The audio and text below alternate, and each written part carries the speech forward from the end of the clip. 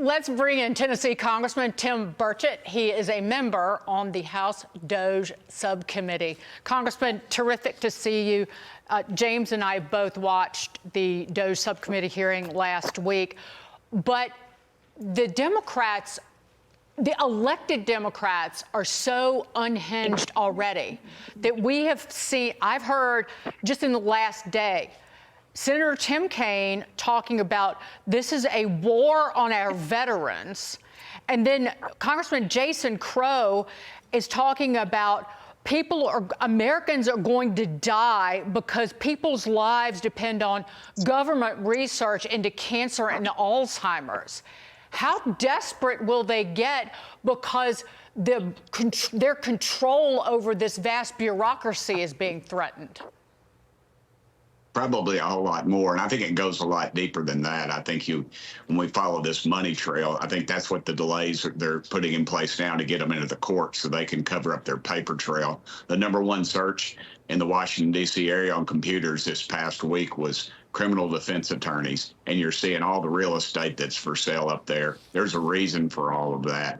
And Americans are tired of paying 50% of their salaries to taxes, state, federal, and local, and then we're paying for things like sex change operations for folks down in Central America, LGBTQ comics for children, things like that. And, an opera, DEI, LGBTQ operas that American taxpayers are funding. And we found out last week that in fact, I have a bill to stop this, but the Taliban receives about $40 million a week from American taxpayers. Well, Scott Perry out of Pennsylvania found out that, in fact, we're giving billions of dollars with a B to terrorist organizations. Those groups will hate us for free. Americans cannot afford this anymore, and they're sick and tired of it. The polling numbers are through the roof for President Trump, as they should be. The Democrats brought no facts, no receipts, as the young people say last week. All they did was attack Elon Musk. And I'll remind them, when they attacked those 18, 19, and 20-year-old kids, as they call them, these guns behind me were guns my father took off of dead Japanese soldiers he killed when he was 20 years old. That was the generation that saved this country.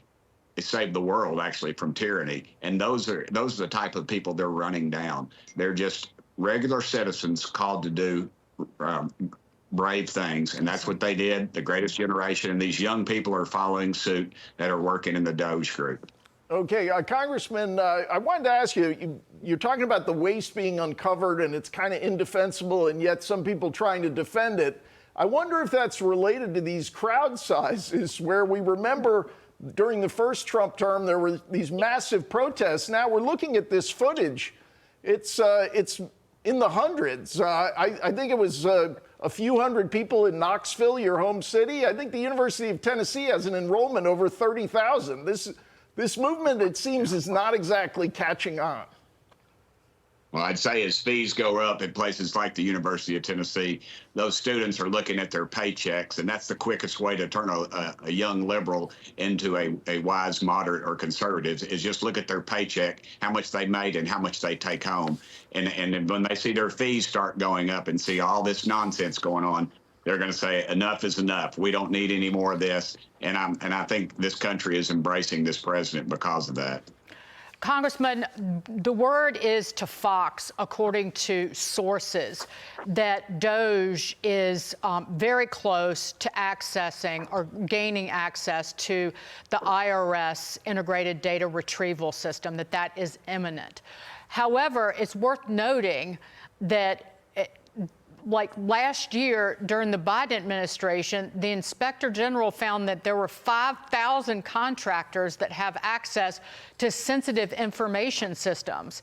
And it's so bad within the IRS can't even keep track of who has access to these systems, just to counter all the caterwauling that you're hearing out of the Democrats about, the access to the IRS systems.